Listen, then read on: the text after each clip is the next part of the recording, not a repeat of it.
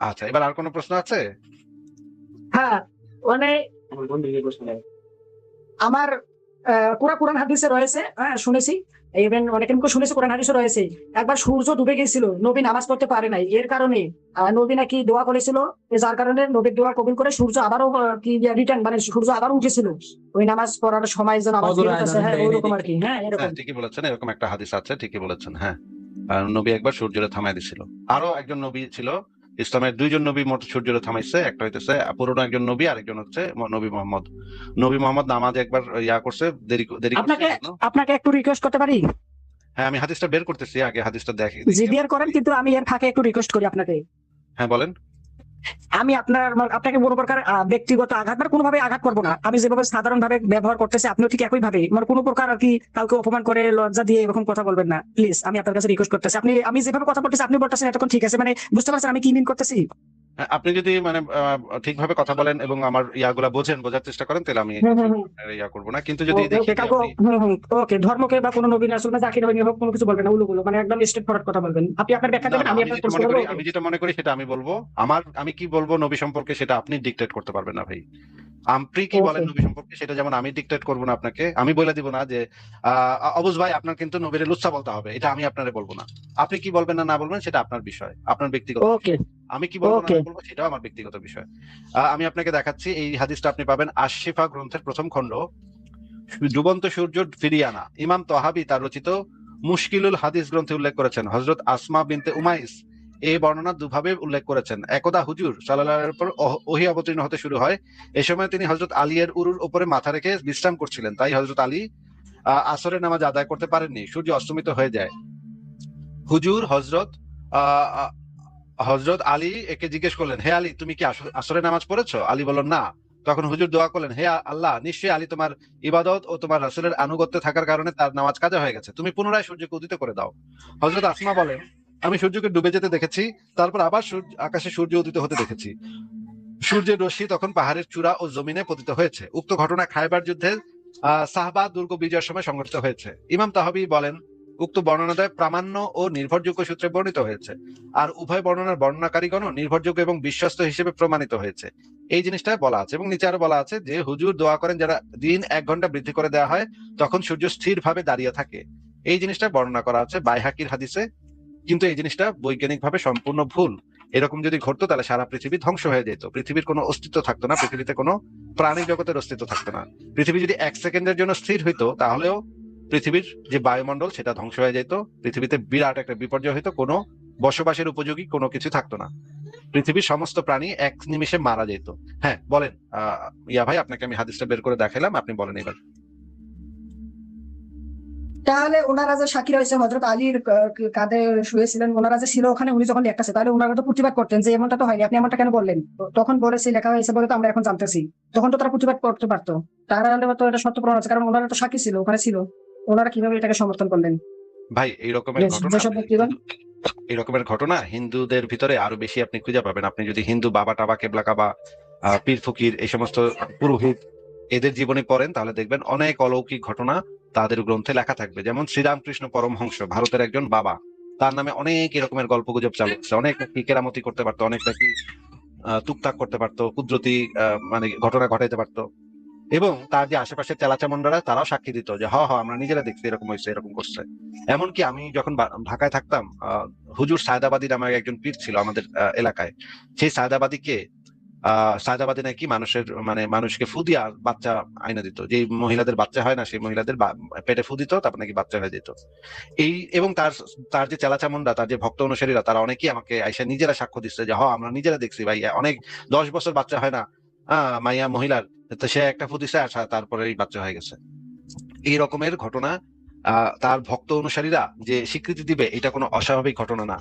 যদি নবী মোহাম্মদের এই ঘটনা আমাদের মানতে হয় তাহলে পৃথিবীর অনেক উদ্ভট যে মানে বাবা টাবা আছে তাদেরটাও আমাদের মানতে হবে, একই সাথে আমাদের মানতে হবে, কারণ তাদেরও ভক্ত অনুসারীরা একই ইয়া দিছিল, মানে একই সাক্ষ্য দিছিল। এই সাক্ষ্যর উপরে ভিত্তি করে আমরা এই জিনিসগুলোর সত্যতা যাচাই করতে পারি না, কারণ তারাও মুসলমান, তারা তাদের নবীকে বড় প্রমাণ করার জন্য এই ধরনের কথাবার্তা বলতেই পারে। সেটাকে আমরা অথেন্টিক হিসেবে মনে করি না, প্রমাণ হিসেবে মনে করি না। আর যদি মনে করেন যদি এরকম আসলে ঘটতো যে সূর্য 1 ঘন্টার জন্য থেমে গেছে, তাহলে তো পৃথিবীতে বিপর্যয় হতো। পৃথিবীতে তো আমরা সেরকম কোনো বিপর্যয় দেখি না। আহ, আপনি কি জানেন যে সেই সময় 1450 বছর আগে রোমান সাম্রাজ্য ছিল, গ্রিক সাম্রাজ্য ছিল, অন্যান্য যে সাম্রাজ্য ছিল সেই সাম্রাজ্য গুলাতে মানুষ তো লিখে রাখতো কি কি ঘটতেছে না না ঘটতেছে। সেই সভ্যতা গুলাতে তো আমরা এরকম কোনো রেফারেন্স পাই না, দলিল পাই না যে আজকে আমরা দেখলাম যে সূর্য 1 ঘন্টার জন্য স্থির হয়ে দাঁড়ায় ছিল, এরকম তো কোনো রেফারেন্স আমরা অন্য কোথাও থেকে পাই না। আপনি কি দেখাতে পারবেন অন্য কোনো সভ্যতার কোনো দলিল যেখানে লেখা আছে যে আজকে আমরা দেখলাম সূর্যের? তো ভাই সৌদি থেকে, শুধু সৌদি থেকে দেখা যায় তা না, অনেক জায়গায় সারা পৃথিবী থেকে দেখা যায়।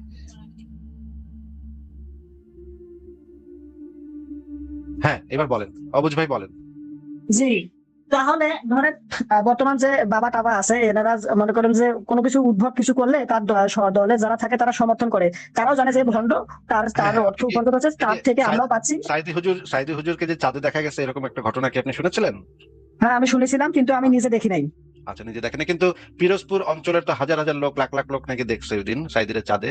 আচ্ছা, দেওয়ানবাগী পীর সাহেবের নাম শুনেছেন? ওই ঢাকায় যে একটা জি শুনেছি, জি শুনেছি, দেওয়ানবাগী পীর জি সাহেবের শুনেছি। অনেকগুলা অলৌকিক মজেজা আছে। দেওয়ানবাগী পীর সাহেবের ভক্ত অনুসারে সাক্ষ্য দেয় যে আমরা নিজ চোখে দেখছি, ভাই নিজ চোখে দেখছি, আমরা একেবারে নিজ চোখে দেখছি। আর দেওয়ানবাগী পীর সাহেবের যে কোনো একজন ভক্ত অনুসারীর কাছে একটু জিজ্ঞেস করেন, দেখবেন তারা বলবে আমরা নিজ চোখে দেখছি, অলৌকিক কুদরত দেখাইছে আমাগো বাবায়। ওই যদি তাদের অনুসারীরা সাক্ষ্য দেয় তাহলে কি আপনি সেই জিনিসটাকে একসেপ্ট করবেন সত্য হিসেবে? যদি আমি নিজের চোখে দেখি সজ্ঞানের সুস্থ স্বাভাবিক অবস্থায় তাহলে অবশ্যই মানবো। নিজ চোখে তো অনেক সময় ভুল দেখা যায় ভাই, নিজ চোখে দেখে তো আমরা সেই জিনিসটার উপরে সেটা যে আসলেই ঘটছে সেটা বুঝতে পারি না। যেমন ধরেন মরুভূমিতে মরীচিকা দেখা যায়। মরীচিকা দেখেছেন মরুভূমিতে কখনো? মরীচিকা যে দেখা যায় এটা শুনেছেন? এর আগে এরকমটা শুনি নাই, দেখিও নাই, কারণ আমি থাকি হচ্ছে স্থলভূমিতে, এখানে মরুভূমি নাই। আচ্ছা, মরুভূমিতে মরীচিকা দেখা যায়, এটা হচ্ছে দৃষ্টি বিভ্রম। তারপর মানুষের এক ধরনের সাইকোলজিক্যাল সমস্যা হয়, সেটাকে বলে হ্যালুসিনেশন। ঠিক আছে? এইটা হইলে তখন মানুষ উদ্ভট কথা শুনে, যেই কথা সে আসলে আসলে তার কানে বাজতেছে না কিন্তু সেই কথা সে শুনতে পায়। সারাক্ষণ তার কানের কাছে একজন কথা কইতে থাকে, সে ওই তার কথা শুনতে থাকে এবং তার সাথে কথাও কইতে থাকে। এই রকমের লোকজন সারা পৃথিবীতে অসংখ্য মানুষজন আছে যাদের এই রকমের সাইকোলজিক্যাল সমস্যা আছে, যারা কানের কাছে অন্য আরেকটা মানুষের কথা শুনে, মানুষ বা তারা মনে করে জিনের কথা শুনতাছি বা আমার জিনে ধরছে, আমি জিনের সাথে কথা কই। দেখবেন আপনি এরকমের কিছু পাগল টাইপের মানুষ পাওয়া যায়, প্রত্যেক দেশেই পাওয়া যায়, যারা নিজেরা নিজেরা বিড়বিড় করে কথা বলতেছে, যাদের কানে আসলে অন্য আরেকজন কথা বলতেছে বলে তারা মনে করে।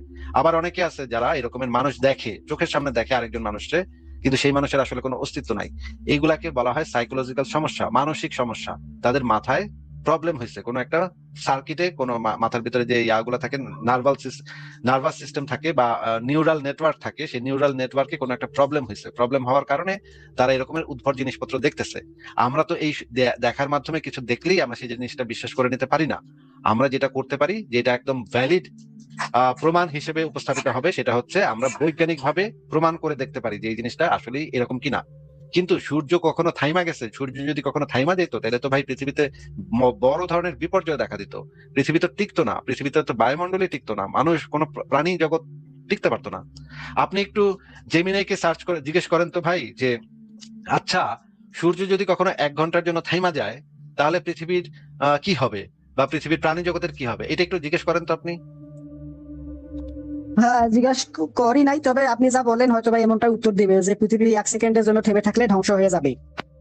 হ্যাঁ, পৃথিবীর তো ধ্বংস হয়ে যাওয়ার কথা, পৃথিবী তো টিকে থাকার কথা না। তাহলে আপনার যদি ওইটা সত্য হয় তাহলে তো পৃথিবীর বিভিন্ন জায়গা থেকে মানুষেরা দেখার কথা, যে মনে করেন প্রাচীন রোমান সাম্রাজ্যে যে মানুষরা বসে আছে, গ্রিসের মানুষরা যারা বসে আছে, তারা তো আসমানের দিকে নিশ্চয়ই চাইছে, দেখতেছে আজকে, আরে আজকে তো সূর্য যাইতেছে না কেন, আমরা তো ওয়েট করতেছি সূর্য কখন অস্ত যাইবো, যাইতেছে না কেন, আরে আরে আজকে 1 ঘন্টা বেশি বয়ে থাকলো সূর্য, ব্যাপারটা কি, ঘটনার কি?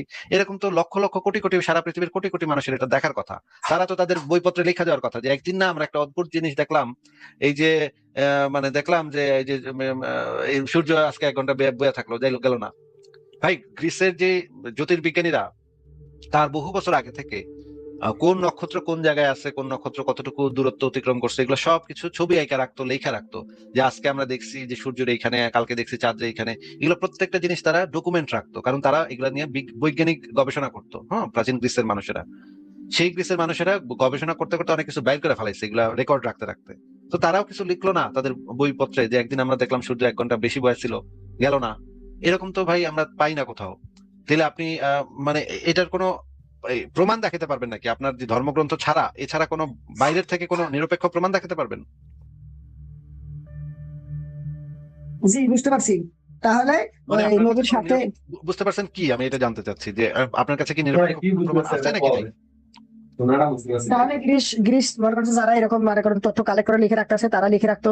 আপনি অনেকগুলো বলেছেন, আমি শুনেছি, মনোযোগ দিয়ে শুনেছি। আপনার ধর্মতে আপনার আপনার হাদিসে তো এটাও লেখা আছে যে আল্লাহ নবী চাঁদরে আঙ্গুলের ইশারায় 2 ভাগ করলো, এক খণ্ড পড়লো পাহাড়ের এই পাশে আর এক খণ্ড পড়লো পাহাড়ের ওই পাশে, তাই না? হ্যাঁ, হ্যাঁ। তো পাহাড়ের এই পাশে যদি এক খণ্ড পড়ে, তাহলে পৃথিবী চাঁদ যদি 2 ভাগ হইয়া এক খণ্ড যদি এই পাশে পড়ে, চাঁদের তো আকৃতি হইতেছে পৃথিবীর 50 ভাগের 1 ভাগ। এটার এক খণ্ড যদি 2 খণ্ড হইয়া এক খণ্ড যদি সৌদি আরবের উপর পড়ে, তাহলে পুরো মধ্যপ্রাচ্য ধ্বংস হয়ে যাবে, পুরো পৃথিবী ধ্বংস হয়ে যাবে ভাই। এটা কেমনে সম্ভব? আমি প্রশ্ন করেছিলাম সূর্যের বিষয়ে। হ্যাঁ, সূর্যের বিষয়ে এটা প্রাসঙ্গিক ভাবে আসলো, এটাও তো আরেকটা মজা আল্লাহর নবীর, তাই না? যে চাঁদের 2 ভাগ কইরা সে ইয়া করে দিল। এই বিষয়ে এই বিষয়ে আমার অভিজ্ঞতা নেই, এই বিষয়ে আমি জানি না। আমি সূর্যের বিষয়ে জানি, সূর্যের বিষয়ে কথা বললে ভালো হতো। এইগুলো তো অনেকগুলো আছে, আপনার নবীর তো অনেকগুলো মজেজা আছে। আচ্ছা ঠিক আছে, যে আমরা তাহলে এক কাজ করি, যেই মজেজাটা প্রমাণকরণ যায় সেই মজেজা নিয়ে একটু কথা বলি, যেটা আমরা এই ইনস্ট্যান্ট প্রমাণ করতে পারবো, তাহলে তো প্রমাণ হয়ে যাবে যে আপনার নবী সত্য নবী ছিল নাকি। তখন তো আর ওই যে কে সাক্ষ্য দিচ্ছে কে সাক্ষ্য দেয় না এটার দরকার পড়বো না নাকি? হ্যাঁ, হ্যাঁ, হ্যাঁ, সূর্যের বিষয়ে কথা বলি। না না, সূর্যের বিষয় না, আমরা এমন একটা জিনিস বাইর করি যেটা দিয়ে আমরা বাস্তবে প্রমাণ করতে পারবো যে জিনিসটা আল্লাহ নবী সত্য বলছে নাকি ভাই? হ্যাঁ, হ্যাঁ ভাই, এখন আমি কি বলবো, ঠিক আছে বলেন। তাহলে আপনার আপনার বিশ্বাসটা পরীক্ষা করে নিলাম আমরা, আপনার আপনার কতটুকু ইসলামের উপর কতটুকু বিশ্বাস আছে সেটাও আমরা দেখে নিলাম। তো আমি একটা লেখা আমি একটু দেখাচ্ছি স্ক্রিনে, একটু ভাই ধৈর্য ধরেন, আমি একটু দেখাই নি, তারপর আপনি আবার বললেন। হাদিসে বলা আছে, নবী বলছে, যে প্রতিদিন সকালবেলা 7টি আজবা খেজুর খায়, কোন বিষক্রিয়া তার শরীরে কাজ করবে না। হুম। আজবা খেজুর, আজবা খেজুর কি? আজবা খেজুর হচ্ছে মদিনার উৎকৃষ্ট মানের খেজুর। আমরা এই হাদিসগুলা পড়ি, দেখি যে এখানে কি বলা আছে। দেখেন, নবী কিন্তু বলছে একটা কথা, নবীর কথাটা আগে পড়ে নি, নবীর যে সত্য বলে সেটা আগে শুনে নি। সুনান আবু দাউদ শরীফের 3607 নম্বর হাদিসে বলা আছে, আল্লাহ নবী তার মুখের দিকে ইশারা করে বললেন, তুমি লিখতে থাকো, ওই জাতের কসম যার হাতে আমার জীবন, যা কিছু মুখ থেকে বের হয় তা সবই সত্য। মানে নবী মোহাম্মদ বলতেছে যে আমার মুখ থেকে যা বের হয় একদম সব সত্য কথা। নাকি ভাই? এটা তো আপনি মানে নিশ্চিত যে এই কথা আমি এর আগে শুনেছি, আমি আপনার এই ভিডিও দেখেছি, শুনেছি আপনি যেটা বলবেন বলে শুনেছি। পরে উনি বলবে যে ভাই আমি তো একটা মানুষ মাত্র, আমি তো একটা মানুষ মাত্র। হ্যাঁ, আমি শুনেছি, এটা আমি জানি। আপনার ভিডিও আমি জন্মের পর থেকে দেখে আসতেছি, বহু বছর আগে থেকে, 13 বছর 12 সালে যখন আপনার উপর হামলা হয়েছিল, তখন থেকে আমি আপনাকে ফলো করি, এই বিষয়ে আমি জানি। ও মাশাআল্লাহ, তাহলে আপনি তাহলে যেহেতু জানেন খুবই ভালো কথা, তাহলে আপনি আমারে বলেন যে আপনি কি এই যে এই চ্যালেঞ্জটা নিবেন, 7টা আজবা খেজুর খাইবেন, তারপর আমি আপনার একটা প্যাকেট পাঠাবো, সেই প্যাকেটের ভিতরে একটা জিনিস দিয়ে দিবো, ওইটা আপনি লাইভে এসে সবার সামনে খুইলা খাইবেন। আমি কি একবারও বলেছি যে এইসব বিষয়ে, হ্যাঁ, আমি কি এইসব বিষয় বলেছি? আমার কিছু প্রশ্ন ছিল ইসলামের পক্ষে। হ্যাঁ, আমি একজন মুসলিম অনুসারী, ওকে। যার কারণে আমার ইসলামকে কেন্দ্র করে যেগুলো সত্যতার প্রমাণ রয়েছে, এগুলো আমি লিখে রাখছি, যে যারা এরকম বিপরীতে বলে তাদেরকে জিজ্ঞাসা করবো। আবার ইসলামের পক্ষে যারা রয়েছে তাদের ক্ষেত্রে আমার বেশ কিছু প্রশ্ন রয়েছে, যেগুলো আমার কাছে খটকা লাগে, বুঝতে পারছেন? তাদেরকে আমি ওইসব বিষয়ে প্রশ্ন করবো। কিন্তু আমি ওইটা নিয়ে মানে বলছিলাম না, আমি বলছিলাম যে আপনার ইমানটা একটু আমি দেখতে চাচ্ছিলাম, আপনার ইমানটা কতটা শক্তপোক্ত। যে আপনার ইমান যদি শক্তপোক্ত হয়, তাহলে তো আপনি নবীর কথাতে বিশ্বাস করবেন এবং আমারে বলবেন যে দে বেটা, তোর যা আছে দে, যত বিশ্বাসে দে, আমি তো 7টা আজবা খেজুর খামো, আমার কিচ্ছু হইব না, নবী যেহেতু কইছে সেহেতু কিচ্ছু হইব না আমার। এই বিশ্বাসটা কি আপনার আছে নাকি মনের ভিতরে, দিলের ভিতরে এই বিশ্বাসটা আছে ভাই? হ্যাঁ অবুঝ ভাই, এই বিশ্বাসটা কি আছে যে 7টা আজবা খেজুর খেলে কিছু হইব না আপনার?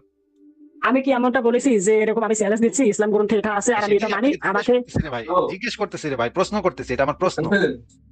আপনি এখানে আসলেন কেন? আমি আপনাকে প্রশ্ন করেছিলাম কি, আর আপনি বলতেছেন কি? না, আপনি তো আমাকে অনেকগুলা মানে মজাদার কাহিনী বললেন, আমি আপনাকে একটা মজাদা দিয়ে একটু টেস্ট করতেছি।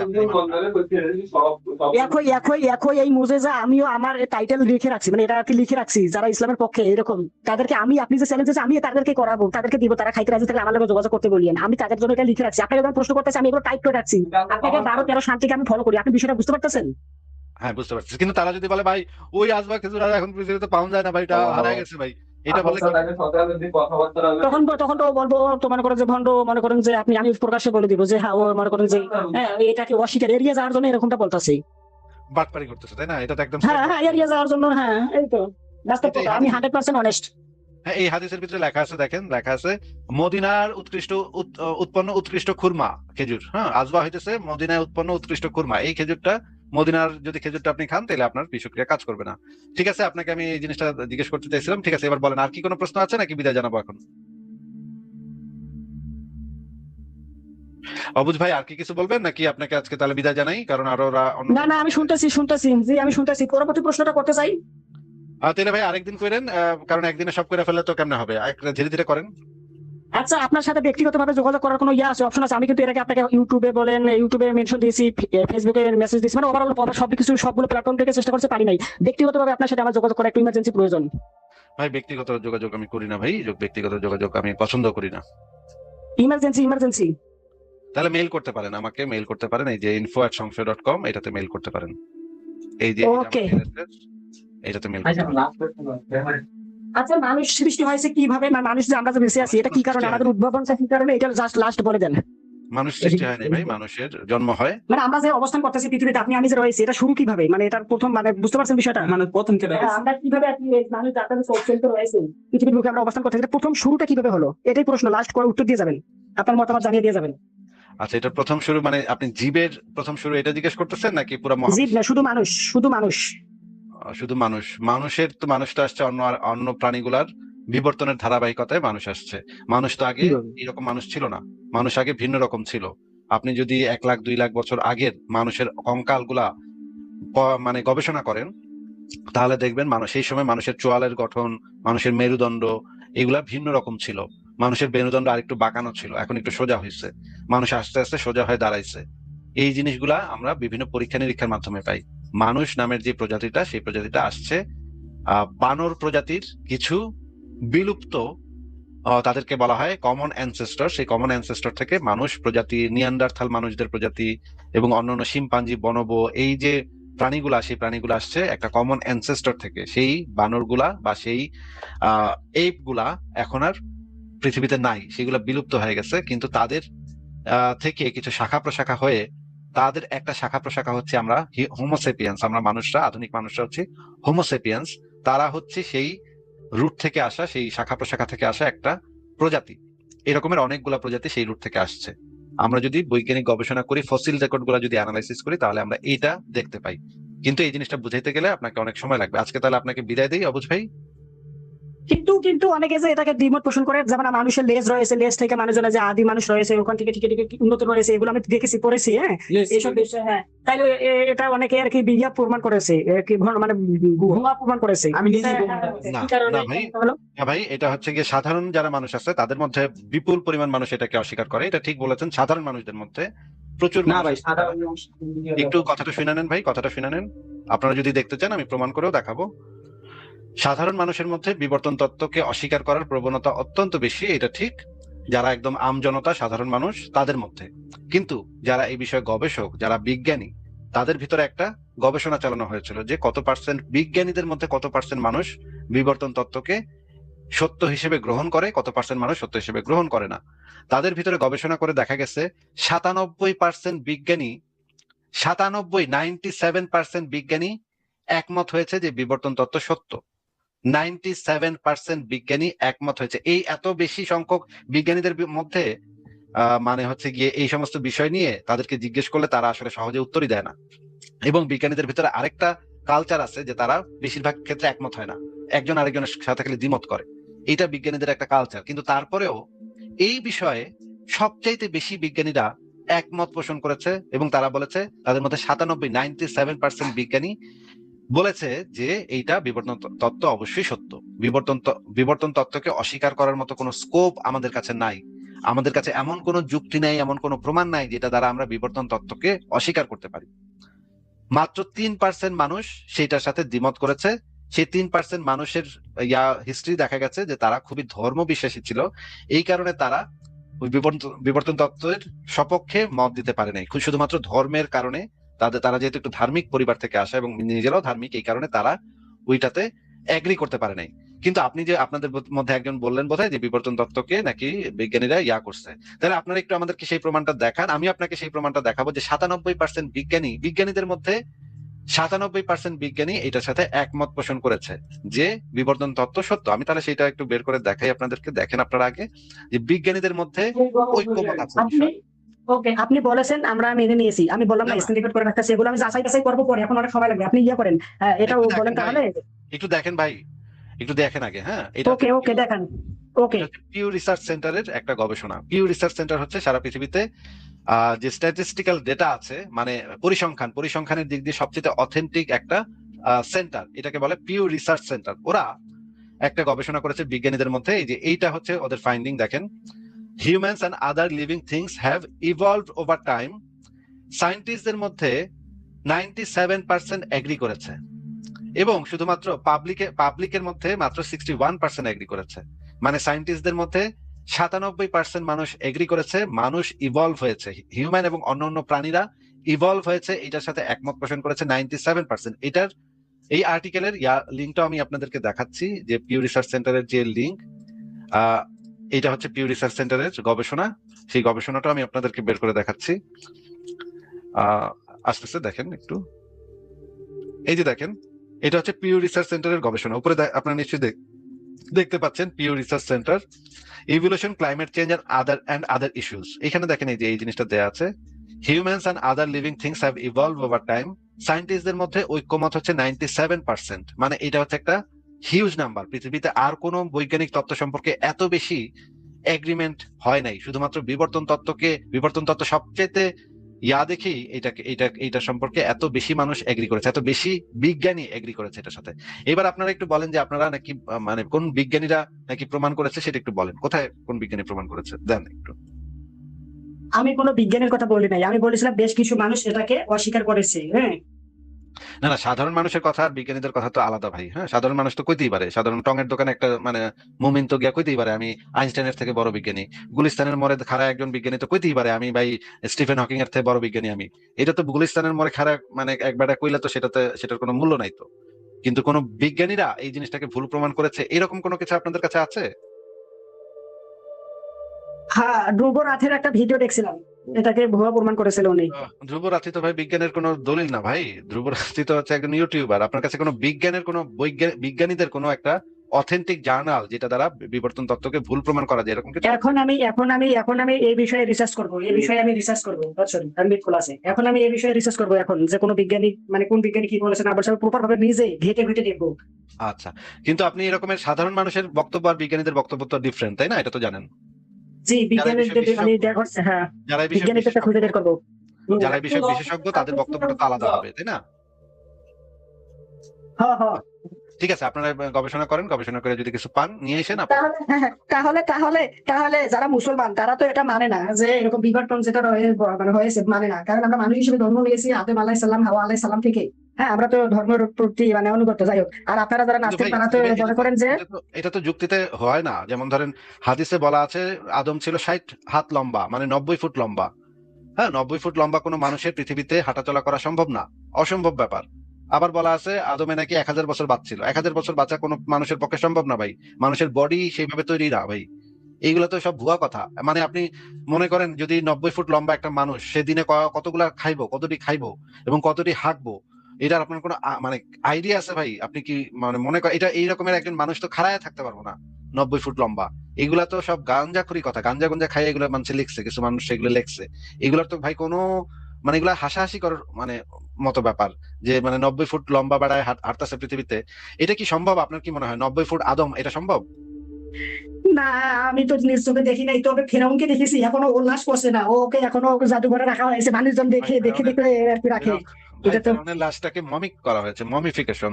প্রাচীন মিশরের লোকেরা মমি করতে পারতো, লাশ ডেড বডিকে মমি করতে পারতো। যেমন ধরেন চিটাগাঙ্গের মানুষ যেরকম শুটকি করতে পারে, মাছের শুটকি করতে পারে, প্রাচীন মিশরের মানুষেরা এইভাবে বডিকে মমি করতে পারতো।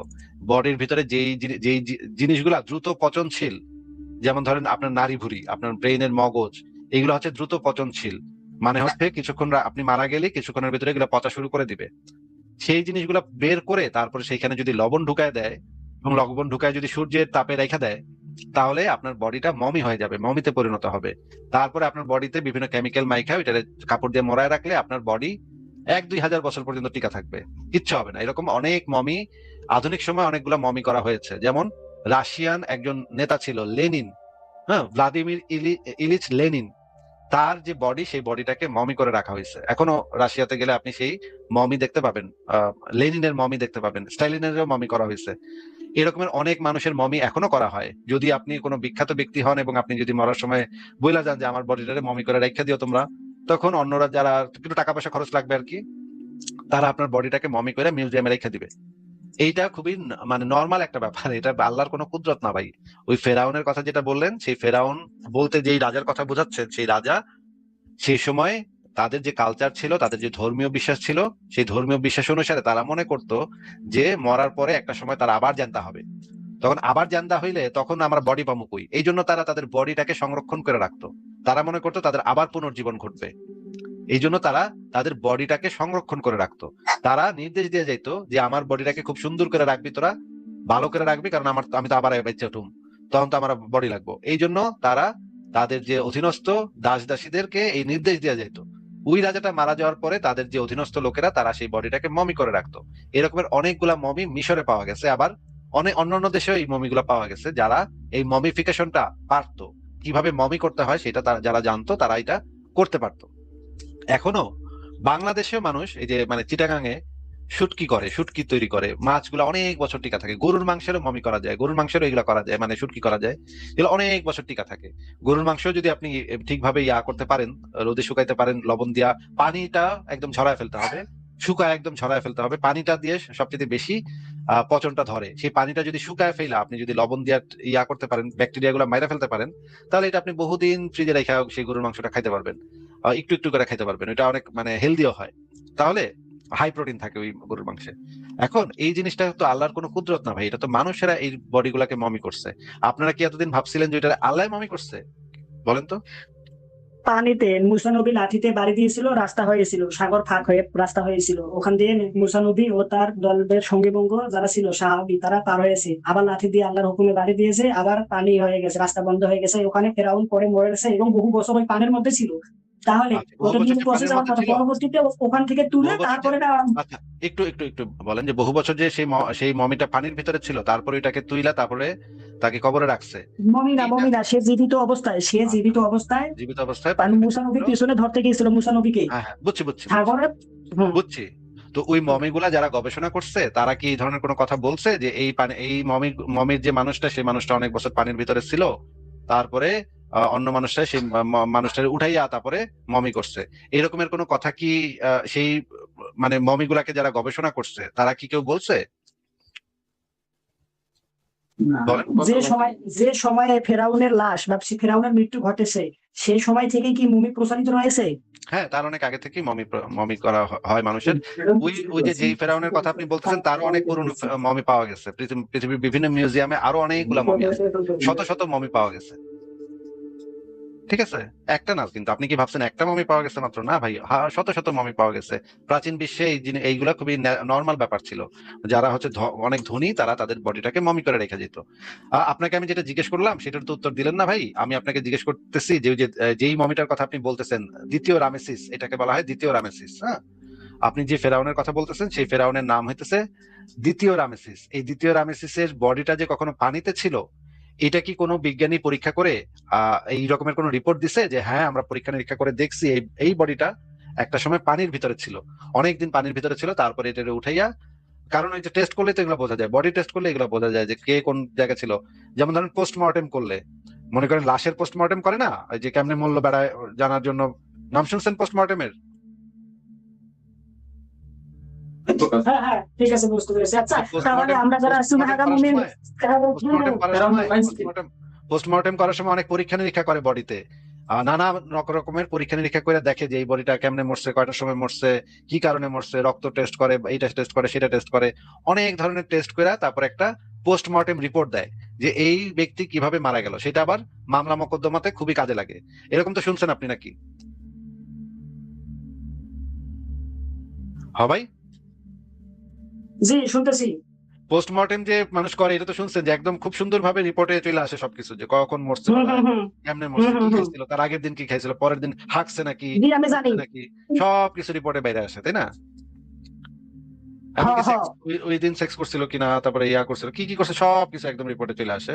তো ভাই ওই যে এরকম তো মমি গুলাকেও টেস্ট করা হয়।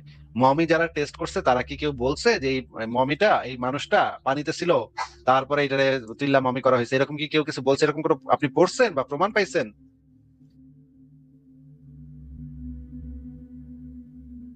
না, কথা বলছেন না ভাই। জি, জি, জি, জি, জি, শুনতেছি, বুঝতে পড়ছেন বা পারতেছি। পড়ছেন বা এরকম কোন আর্টিকেল পড়ছেন বা এরকম কোন না, না, না, আমরা শুধু, আমরা যারা সুন্নাহাগা মুমিন রয়েছি তারা মনে করেন যে এখানে আমরা শুনে এসেছি বিভিন্ন মাধ্যমে যে ফেরাউন মুসা নবী লাঠি দিয়ে সাগরে বাড়ি মারছিল, রাস্তা সাইড 12টা হয়ে গেছিল, 12টা রাস্তা দিয়ে মুসা নবী ও তার সাহাবী রাস্তা পার মানে সাগরটা পার হয়েছিল। আল্লাহ তাআলার হুকুমে আবার রাস্তায় বাড়ি দিয়েছে, রাস্তা বন্ধ হয়ে পানি হয়ে আবার মানে সাগরের মতো হয়ে গেছে, ওখানে ফেরাউন ডুবে ডুবে মরেছে। আমরা সুন্নাহাগা মুমিন, তাই আমরা এবারটা জানি। আর আপনার হচ্ছে ওখানে এই মুভিটাকে পর্বটা তুলে এখন পর্যন্ত সংরক্ষিত করা হয়েছে, আমরা দেখে দেখে আসতেছি আর এখান থেকে শিখতেছি যে না, ধর্মের প্রতি অনুগত থাকতে হবে, উলুগুলু উলুগুলু, বুঝছেন নি? আচ্ছা, ঠিক আছে ভাই, আপনাদেরকে তাহলে বিদায় দিই আজকে, আবার আসেন আরেকদিন কথা ভাই বলবো, ওই ঠিক আছে? প্রশ্নটা আমার শেষ। আচ্ছা, আপনার সাথে যে আছে তারে তাহলে দেন। আমরা যারা, সাথে যে আছে জি, আপনার কথা বলেন না ভাই, আপনার সাথে যে আছে তারে দেন। উনি উল্টে এমন প্রশ্ন করবে যে আপনি রেগে যাবেন, উলুগুলু না, করে না, দেবেন।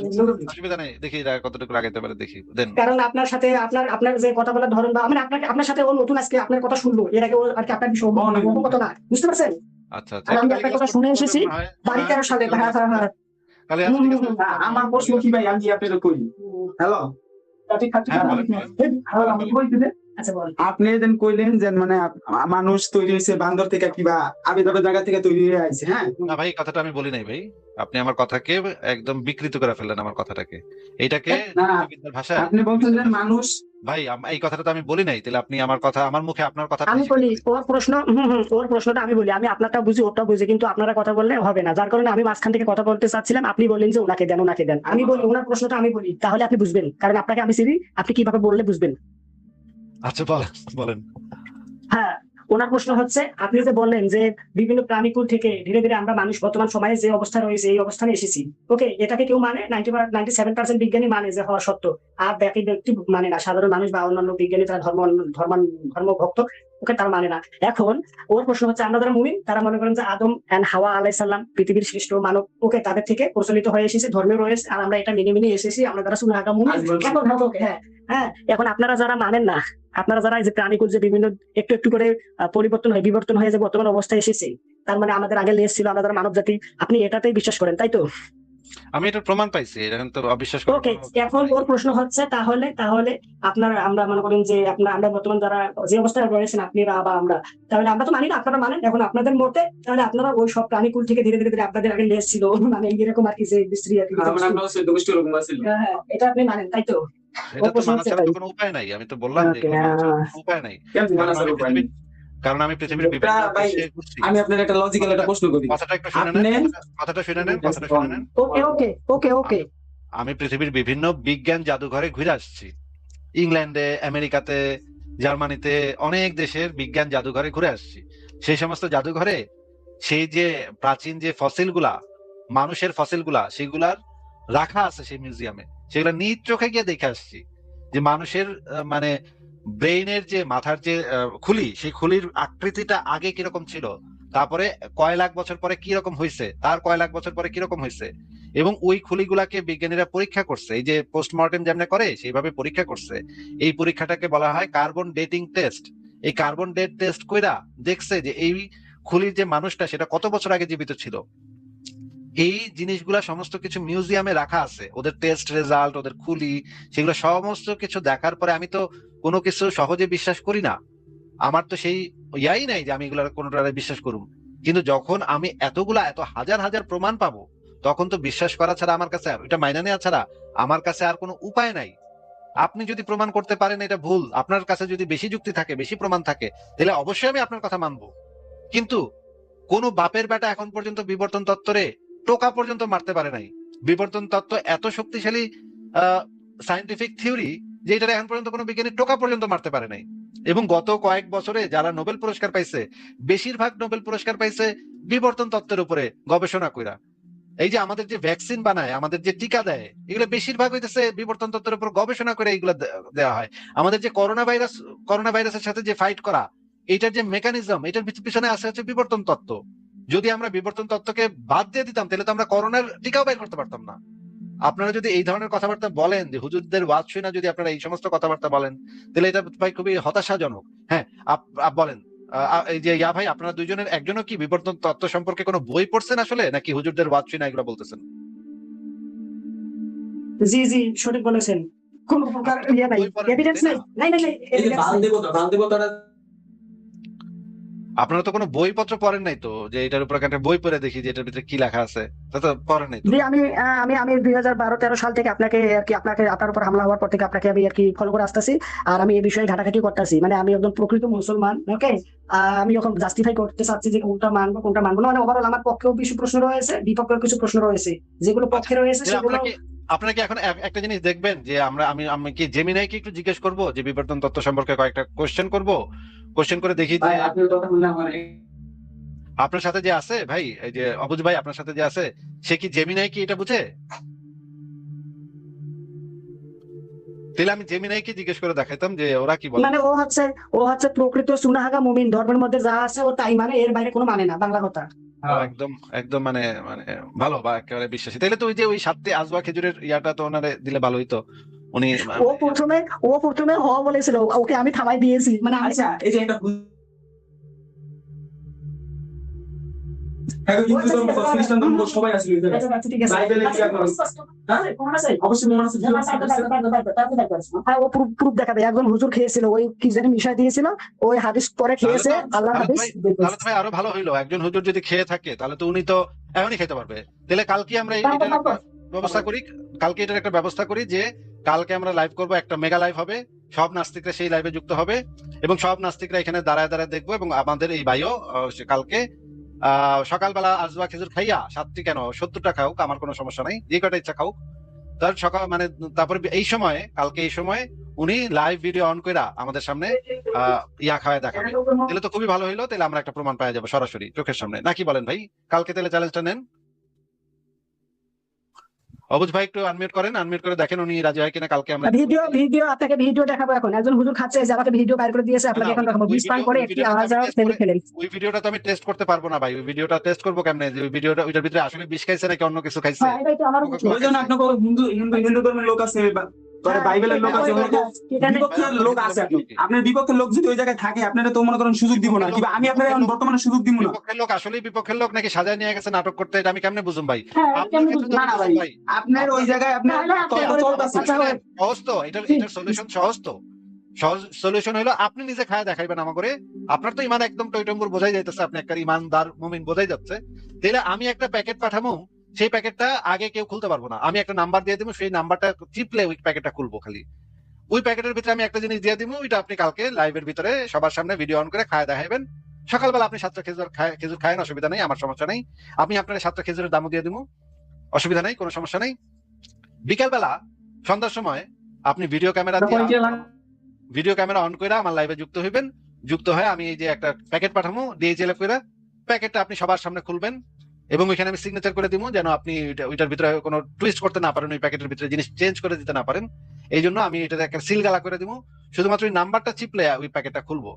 তারপরে আপনি সেই সবার সামনে সেই প্যাকেটটা খুলবেন, খুইলা প্যাকেট থেকে শিশিটা বাইর করবেন, শিশিটা বাইর করে সবার সামনে খায়া দেখায় আমাদের সাথে একটু আড্ডা দিবেন 15 মিনিট। তাইলে আমরা সবাই একেবারে দিনের পথে ফিরে আসবো ভাই। আমরা সবাই লগে লগে মুসলমান হয়ে যাবো ভাই।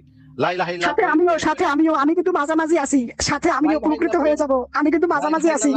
আমরা হজ করতে যাবো, সব দল বাইন্দা এক লগে হজ করতে যাবো, দিনের পথে আমরা ফেরত আইমু, ঠিক আছে? এবং আমাদের যে আমার লাইভ বাংলাদেশের মোটামুটি সব নাস্তিকরাই দেখে, তো বাংলাদেশের মোটামুটি সব নাস্তিক ওই দিন মনে করেন এক ধাক্কায় সব নাস্তিকরা মনে করেন ইমানের পথে দিনের পথে ফেরত আইবো ভাই।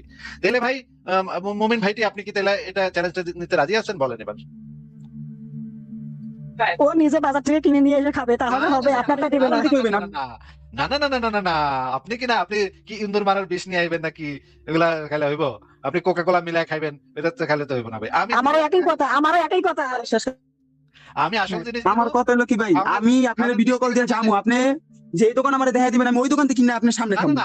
আপনি তখন লাইভেই থাকবেন, সমস্যা নাই। আরে আপনি কেন খেলে অসুবিধা কোথায়? আপনার নবী তো কইছে না না না ভাই, আমি আপনার ভিডিও কল দিমু, আমি ভিডিও কলে আপনি আমার কইবেন যে ওই দোকান থেকে বিষ কিনা খা, আমি ওই দোকান থেকে বিষ কিনা আপনার চোখের সামনে খাবো, আপনি তখন লাইভে থাকবেন, সমস্যা কি? ওই দোকান থেকে বিষ কিনবেন কেন? আপনি তো এখানে তো বলেই যাচ্ছেন। আমি তো ওই বেটার লগে বেদল করতে যাইতেছি না।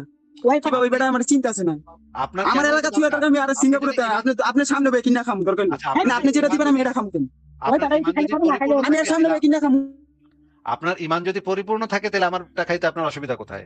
আমার বিষ খাইতে আপনার অসুবিধা কোথায়? আপনার ইমান কি লড়বড় করতেছে? আপনার ইমান কি মানে কি ডরাইতেছে? বুঝছি বুঝছি। ও মানে হচ্ছে ও নিজে নিজে খাবে, আপনারটা নিবে না, ও নিজে নিজে আপনি যেখান থেকে বলবেন সেখান থেকে নিয়ে আসবে, এসে খাবে। বাংলাদেশের ভেজাল ভেজাল সব দোকানের ভেজাল, ওই বিষেও তো বাংলাদেশে ভেজাল দেয়, তাই না? ওই বিষ খায় তো ইন্দুরে মরে না, ওটা হে কি মরবো? হ্যাঁ, একটু হইলে একটু ঠিক। পেট খারাপ হইবো, এটা গেলে তো কেউ কিছু হয় না। আমি আপনার আসল জিনিস পাঠাবো, একটা জার্মান জিনিস, একের 15 সেকেন্ডের ভিতরে দেখবেন একেবারে মানে 7 আসমানের উপরে উঠে গেছেন, ঠিক আছে? একেবারে সিধা, আল্লাহর কাছে একে সিধা পৌঁছায় দিব, ঠিক আছে?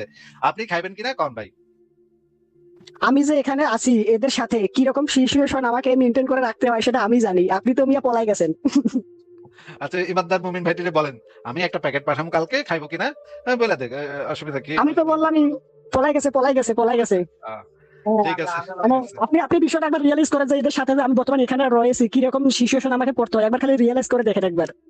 আচ্ছা ভাই, আপনি মিলামিশা থাকেন, দেখেন আবার মুমিনরা আবার বেশি খেপে গেলে কিন্তু আবার মানে আল্লাহ আকবার করে দিতে পারে, ঠিক আছে? সাবধানে থাকেন, ঠিক আছে ভাই? তাহলে আজকে বিদায় দিই, হ্যাঁ? আবার পরবর্তীতে জয়েন হবো ইনশাল্লাহ, এগুলো ঘাটাঘাটি করে দেখি, রিসার্চ করে দেখি কোনটা কতটা সত্য বলেন, কোনটা কতটা মিথ্যা, মানে কোনটা যৌক্তিক কোনটা অযৌক্তিক। ঠিক আছে, ঠিক আছে, খুবই ভালো। আচ্ছা আর একটা প্রশ্ন করি, জাস্ট 15 সেকেন্ডের। আচ্ছা বলেন, আবার করবেন, পরে বলেন। হ্যাঁ, একজনকে আমি প্রশ্ন করেছিলাম যে যৌক্তিক হিসেবে যেটা যৌক্তিক মানার মতো সেটা মানবো, যেটা মানার মতো না সেটা মানবো না। সে বলছে একটা গাছ লাগাইছি আমি আমার জায়গায়, গাছ বড় হয়েছে, এর ফল কে খাবে? আমি মনে করেন যে ওভারঅল যা কিছু করা লাগে গাছের পিছনে সবকিছু সে করছে, এবং সেই গাছের ফল সে খাওয়ার অধিকার রাখে নাকি অন্য কেউ? গাছটা যদি নিজের জায়গায় হয়, এগুলো তো অনেক ব্যাপার আছে। লিগ্যালি কোনো প্রবলেম নেই, লিগ্যালি যদি ওই দেশের আইন যদি এটাকে অ্যালাউ করে তাহলে তো সে নিজের গাছের জিনিস নিজে খাইতেই পারে। আমিও একই কথা বলেছি, কিন্তু পরবর্তীতে বলেছে নিজের মেয়ের কথা, যে নিজের মেয়েকে আমি জন্ম দিয়েছি, মানুষ করেছি, শিক্ষা দিয়েছি, এখন তারকে অন্য ছেলের সাথে বিয়ে দেবো, মানে এই দিকে উদাহরণটা নিয়ে এসেছে। এক্ষেত্রে আমি কি বলবো? কিন্তু ভাই, গাছের তো কোনো মানে সম্মতি দেওয়ার কোনো স্কোপ নাই, গাছ তো আর কোনো সিদ্ধান্ত নিতে পারে না, কিন্তু একজন মানুষ তো, মানব সত্তা তো সিদ্ধান্ত নিতে পারে। গাছের সাথে তুলনা দিয়ে সেখানে মানুষের টাইনে আনলে তো হবে না। গাছের তো কোনো বক্তব্য নাই। গাছের মানে ডাল ছিঁড়লে তো গাছ তো ব্যথাও পায় না, গাছ তো এটা আপনাকে বাধাও দিব না, গাছ তো কান্নাকাটিও করবো না, বা গাছের তো কোনো চেতনা নাই। মানে ব্রেইন, যেটাকে আমরা মস্তিষ্ক বলি, সেই ব্রেইন দিয়ে চিন্তা ভাবনা করতে পারে না। কিন্তু একটা মানুষ তো সেটা করতে পারে। মানুষের তো কনসেন্ট লাগবে, প্রত্যেকটা মানুষের। এই কাজে সবচেয়ে বেশি যেটা জরুরি সেটা হচ্ছে কনসেন্ট, সম্মতি। সে এটা করতে রাজি নাকি রাজি না, তার বয়স হয়েছে কিনা, ম্যাচুরিটি আসছে কিনা, সে কোনো নেশা জাতীয় দ্রব্যের দিয়াতে আপনি তার সম্মতি আদায় করছেন কিনা, বা কোনো একটা ক্ষমতা প্রয়োগ করে তাকে ভয়ভীতি দেখায় তার কাছ থেকে কনসেন্ট আদায় করছেন কিনা। এগুলা যদি না হয়, যদি উভয় পক্ষ সম্মতি থাকে, তাহলে তো সেখানে আপনারটা আপনি কি করবেন সেটা আপনারা বুঝবেন, সেখানে আমি আর নাক গলাবো না। কিন্তু যদি না, আপনার মতামত চাচ্ছি আমি। আমি তো বললাম যে এটা তো গাছের সাথে তুলনা, আর এটা তুলনা তো এক হইলো না। এটা তো গাছ তো হচ্ছে গিয়ে কনসেন্ট দেওয়ার কোনো মানে নাই, স্কোপ নাই একটা গাছের। একটা চেয়ার টেবিল, এদের তো কনসেন্ট দেওয়ার কোনো অধিকার নাই।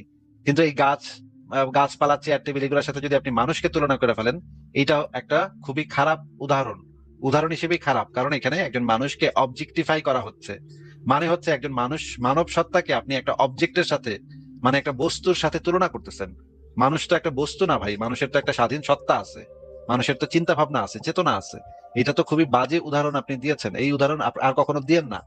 এই এটা আমি দেইনি, আমাকে দেওয়া হয়। আমি প্রশ্ন করেছিলাম, আপনি মনে হয় বুঝেন না, আমি একজনকে প্রশ্ন করেছিলাম, আমাকে একজন বলেছিল, আমি বলেছি যৌক্তিক যেটা আমি নিশ্চয় দেখবো, হ্যাঁ যৌক্তিক বলে মনে হবে, গ্রহণযোগ্য সেটা আমি মেনে নেই, যেটা গ্রহণযোগ্য না হ্যাঁ সেটা আমি মেনে নেই না। তখন উনি এই উদাহরণ দিয়েছেন, উনি দিয়েছেন, আমি না।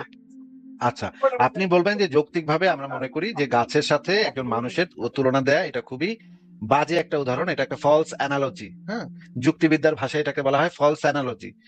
এটার সাথে মেলে না, কারণ গাছের কোনো কনসেন্ট নাই। গাছের ফল আপনি খাইবেন কি খাইবেন না, গাছ এই বিষয়ে কোনো বক্তব্য দিতে পারে না।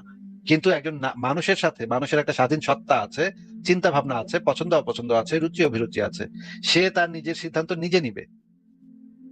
গাছের মতো তো এটা না। এগুলো আপনাকে যারা বলছে তার বোঝাই যাচ্ছে যে তারা চুনাহাগা মুমিন। ঠিক আছে, আমি অবুঝ ভাই, তাহলে আজকে আপনাকে বিদায় জানাই।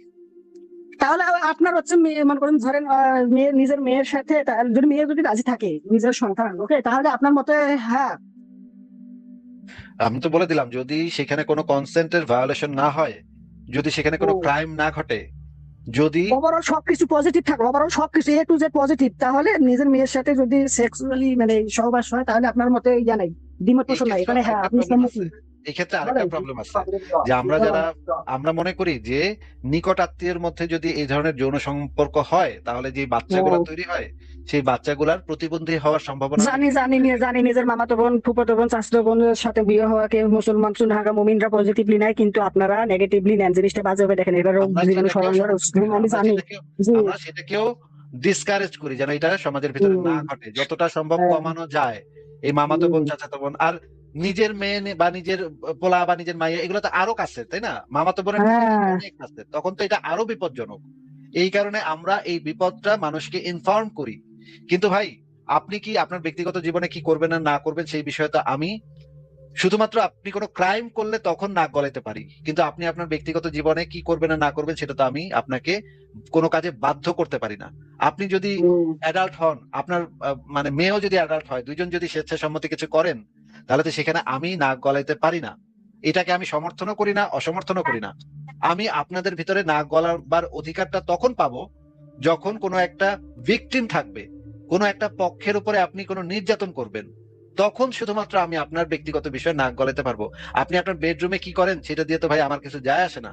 আমি সেটা আপনি পার্সোনালি এটা করতেছেন। আপনি প্রশ্নটা বুঝেন, আমাকে বলা হয়েছিল যে তুমি কি মানো কি মানো না। আমি বলি যুক্তি হিসেবে যেটা গ্রহণযোগ্য আমি মানি, কিন্তু অগ্রহণযোগ্য যেটা মানি না। তখন উনি বলেছিলেন একটা গাছ বড় হয়েছে নিজের জায়গায়, সমষ্টি কিছু নিজের, এই ফলটা কি খাবে, আমি না অন্য কেউ? আমি বলছিলাম আপনি খাবেন আপনার জায়গায়, আপনি গাছ গাছ আপনি বড় করছেন, লালন পালন করছেন। এখন উনি বলছে তাহলে আমার মেয়েকে আমি নিজে পড়ালেখা করেছি, জন্ম দিয়েছি, খাওয়াইছি, বড় করেছি, চিকিৎসা পোশাক আশাক সব দিয়েছি, তাহলে আমার মেয়েকে অন্য কোনো ছেলের সাথে বিয়ে দিব কেন? তাহলে তুমি আমার নিজের মেয়ের সাথে আমার বিবাহ বানো বিষয়টা বুঝে এরপর বলবেন। এখানে আমাকে ইনভলভ করতেছেন কেন যে আমি আমার মেয়ের সাথে এসব কি বুঝতে পারতেছেন? আপনি প্রশ্ন বুঝে প্রশ্নের উত্তর দেন। আমি তো আপনাকে সেটারই উত্তর দিচ্ছি যে আপনাকে একটা উদাহরণ হিসেবে ধরছি যে আপনি কি করবেন না। আমি না, আমাকে ভাই এটা শুনতে খারাপ লাগে, প্লিজ আপনি বোঝার চেষ্টা করেন না, এটা শুনতে খারাপ লাগে প্লিজ।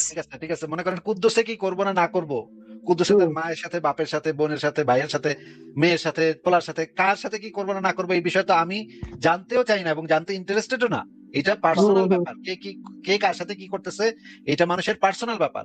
কিন্তু যদি কোনো ক্রাইম ঘটে তখন সেটার পার্সোনাল থাকে না, তখন সেটা একজনের উপরে অত্যাচার হয়, তখন আমি সেখানে নাক গলাতে পারবো, শুধুমাত্র তখন। এছাড়া তো আমার কারোর কোনো ব্যক্তিগত জীবনে নাক গলাবার কোনো অধিকার নাই, কারোর কোনো অধিকার নাই কোনো সভ্য জগতে।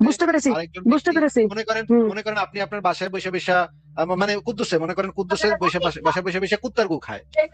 এখন কুত্তার গু খাইলে কি কি সমস্যা হবে সেটা তাকে আমি বলতে পারি যে ভাই কুদ্দুস ভাই, কুত্তার গু খাইলে তো পেট খারাপ হবে, এটা না খাওয়াই ভালো, শরীরের জন্য খারাপ, এইটুকু আমি বলতে পারি। কিন্তু যদি সে বেটা কয় যে না, শরীরের জন্য খারাপ হোক তাতে কি, আমি খাবোই, তোর কি, আমার টাকা দিয়ে আমি কুত্তার গু কিনে খাই, তো তোর কি? হ্যাঁ, তাইলে তো সে ঠিকই বলতেছে, তার টাকা দিয়ে সে কুত্তার গু কিনা খাইতেছে, এনে তো আমার বাধাদের কিছু নাই। আমি তাকে খালি এইটুকু ইনফর্ম করতে পারি যে এটা খাইলে আপনার পেট খারাপ হতে পারে, শরীর খারাপ হতে পারে, এছাড়া মুখের থেকে গন্ধ হইতে পারে, এছাড়া তো আমি কিছু করতে পারবো না। তারে তো আমি খাওয়া বাধা দিতে পারবো না। সে তার ঘরে কুত্তার গু খাওক না শুয়ারের গু খাওক, এটা তো তার ব্যাপার, তার জীবন, তার যেটা মানে পছন্দ অপছন্দ সেটা সে করবে। সেখানে যদি কোনো ক্রাইম ঘটে তখন আমি গিয়ে তারে বাধা দিতে পারবো, বেটা তুই তো ক্রাইম করতেছস, তুই তো আরেকজনের অধিকার হরণ করতেছস। এছাড়া যদি আমি কোনো ক্রাইম না ঘটে তাহলে আমি তারে বাধা দিব কোন যুক্তিতে? আপনি কি বলেন যে কোন যুক্তিতে বাধা দিবেন আপনি? আমিও বাধা দিব না যদি সবকিছু গ্রহণযোগ্য বলে মনে হয়, আমারও এখানে সমস্যা নাই। কেউ যদি খালি পোশাকে ঘুরতে মন চায়, এখন দেখা গেল তার ইচ্ছা। হ্যাঁ, তার ঘরে যদি খালি পোশাকে ন্যাংটা এসে ঘুরতে চায় তাহলে তো ঘুরতেই পারে, যদি না দেখে তাহলে কিন্তু রাস্তায় বের হলে তার মতামত থাকলে তো হবে না। আমাদের সমস্যা হচ্ছে এটা তো দেখা যাবে তার একটু পেশাব বের হয়ে যাচ্ছে, তার একটু পায়খানা বের হয়ে যাচ্ছে, সে হাঁচি দিল, হাঁচির সাথে তার একটু পাত দিয়ে দিল, এবং সে যে বাসে উঠছে সেই বাসের যে মানে সিট, সেই সিটের ভিতরে লাগাই দিল একটু জিনিস, তাই না? তার বডি থেকে তো বাইরে হয়, বিভিন্ন জিনিস বাইরে, লিকুইড বাইরে, তাই না? সে বাসের সিটে বসছে, তার ঘাম দিয়া সে বাসের সিটে ভরায় ফেলাইছে। এখন ভাই আমি তো ওইখানে ওই সিটে বসতে গেলে আমার তো সমস্যা হয়ে যাবে, আমি তো ওই সিটে বসতে পারবো না। সে তার মাত্রই সে বালকেরা ছুটছে কিনা সেটা তো আমি জানি না, সে ওইখানে বসে এমন ভাবে বসে দেখলাম আমি সিটের উপরে ময়লা লেগে আছে, এটা তো এখানে আমি কেমনে বসবো ভাই? এখানে তো আমি বসতে পারবো না। তার তো এই ডিসেন্সিটা মেনটেন করতে হবে যে সে যখন বাসে উঠতেছে, ট্রেনে উঠতেছে বা একটা সিটে বসতেছে, তখন তো তার কোনো শরীরের রোগ জীবাণু যেন আরেকজনের গায়ে না লাগে সেটাও তো তার দেখতে হবে। সে তো একটা সভ্য সমাজে বসবাস করে, এই কারণে আমি তাকে ন্যাংটা হয়ে রাস্তায় ঘুরতে দিব না, কারণ সে একটা বিপদ ঘটায় ফেলতে পারে, একজনের শরীরে রোগ বেঁধে দিয়ে দিতে পারে, তার বডি থেকে কি বাইর হয় সেগুলো সব আরেকজনের বডিতে চলে যাবে, এটা তো অন্য মানুষের জন্য বিপজ্জনক।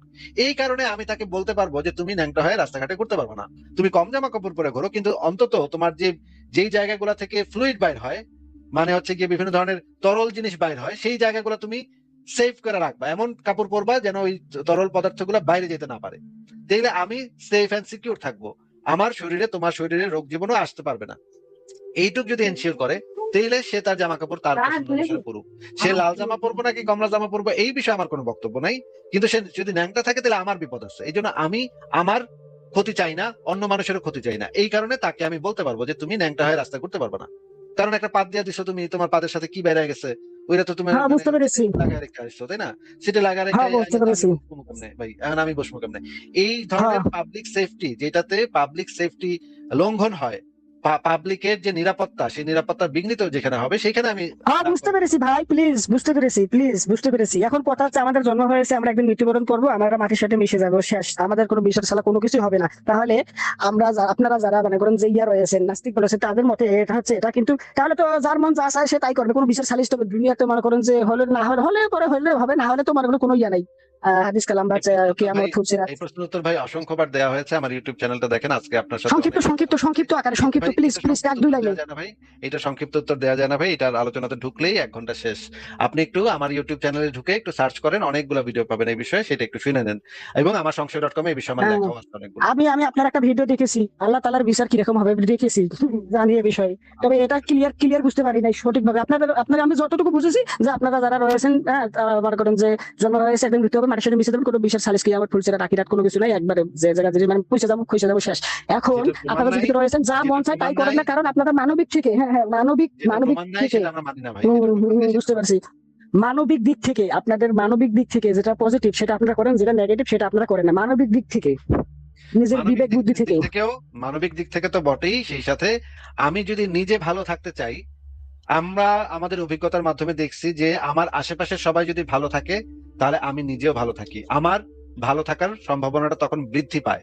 আমার আশেপাশের মানুষেরা যদি ভালো থাকে, তখন যদি আমার এলাকার নাপিতটা ঠিকভাবে ভালো থাকে, আমার এলাকার সুইপারটা যদি ঠিকভাবে জীবনযাপন করতে পারে, খায়া পেরা বাঁচতে পারে, তাহলে আমিও ভালো থাকি। কারণ আমার যদি সমস্যা হয়, চুল বড় হয়ে যায়, তখন সেই নাপিতটা আমার চুলটা কেটে দিবে। সুইপারটা আমার যদি কখনো টয়লেটের লাইন সমস্যা হয়, তাহলে সুইপারটা আমার লাইনটা ঠিক করে দিবে। আমি দেখি যে আমি যদি আমি ভালো থাকতে পারবো তখন যখন আমার সমাজের প্রত্যেকটা জায়গা, প্রত্যেকটা সেক্টর, যে সেক্টর গুলোর উপরে আমি প্রত্যক্ষ বা পরোক্ষভাবে নির্ভরশীল, তারা যখন প্রত্যেকে ভালো থাকবে তখন আমিও ভালো থাকবো। আমার রাস্তাটা যে ঝাড়ু দিয়ে যায়, যেই রাস্তা ঝাড়ু দেওয়ার যে লোক, সেই লোকটাও যেন ভালোভাবে থাকতে পারে, খায়া পেরা বাঁচতে পারে, সে যেন অসুখ হইলে তার যেন চিকিৎসার ব্যবস্থা করা হয়, সে যদি বাইরে থাকতে পারে তাহলে আমার রাস্তাটা পরিষ্কার থাকবে, আমি সেই রাস্তা দিয়ে পরিষ্কার রাস্তা দিয়ে হাঁটতে পারবো। আমরা আমরা সমাজে কিন্তু প্রত্যেকে কিন্তু একজন কিছু আরেকজনের উপর নির্ভরশীল। আমি যে দোকানে বাজার সদাই করি, সেই দোকানদারেরা যদি তাদের যে বেসিক নিড, মৌলিক মানবাধিকার, সেগুলো যদি ভোগ করতে পারে, তাহলে আমি সুন্দর বাজার থেকে সুন্দর জিনিসগুলা কিনতে পারবো। এটা আমার জীবনটাকেও প্রভাবিত করে, অন্যদের জীবন আমার জীবনকেও প্রভাবিত করে।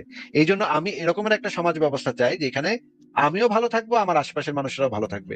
এটা আমার জন্য, মানবিকতার জন্য তো অবশ্যই, সেই সাথে আমার নিজের সার্ভাইভ করার জন্য এটা দরকার। এখানে আমার একটা স্বার্থ জড়িত আছে যে আমি, অন্য মানুষেরা সবাই যদি ভালো থাকে তাহলে আমিও এখানে ভালো থাকতে পারবো। ভাই আপনাকে আমি যথেষ্ট উত্তর দিয়ে দিছি আজকে ভাই, আন্না ভাই। কিন্তু সবাই তো নিম্ন পদে থাকতে চায় না, সবাই তো উপরে উঠতে চায়, সবাই তো বড় হতে চায়। বিশেষ করে আমাদের আমরা যে মুসলিম আগা কিছু মুমিন রয়েছে, মুসলমান রয়েছে, তারা আখিরাত কিয়ামত ফুরসিরাত সবকিছু বিশ্বাস করে, এরপরও নিচে পদে থাকে। উপরে উঠার জন্য বড় পদে যারা রয়েছে তারাও ক্রাইম করে, অপরাধ করে, টাকা পয়সা মারে খায়, তো অন্যায় অত্যাচার জুলুম নির্যাতন নিপীড়ন সমস্ত কিছু করে, তারা ধর্মান্ধ হয়ে গেল মেনা সত্ত্বেও। আজকে বিদায় দিই ভাই, আজকে ভালো থাকেন আপনি, আবার কথা হবে নিশ্চয়ই ভবিষ্যতে আবার। আজকে আর না ভাই, আর আপনার আরো প্রশ্ন আছে, আপনি আরো, আপনার সাথে অনেকক্ষণ কথা বলছি, আর না ভাই সম্ভব না।